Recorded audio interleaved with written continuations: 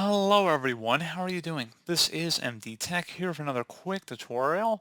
In today's tutorial, I'm going to show you guys how to turn off and disable your microphone on your Windows computer.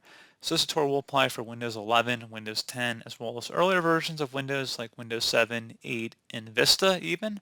So it should be a pretty straightforward process, and without further ado, let's go ahead and jump right into it.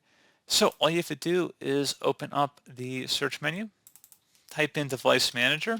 Best match should come back with Device Manager. Go ahead and open that up. You want to expand the audio input and output section, and then on the microphone, you want to right click on it and select Disable Device. Disabling this device will cause it to stop functioning. Do you want to disable it? Select Yes. And that's all you have to do. And if you want to re-enable it down the road, you can just right click on it and select Enable Device. And there you go, you're good to go. So pretty straightforward process, guys. I do hope I was able to help you out, and I do look forward to catching you all in the next tutorial. Goodbye.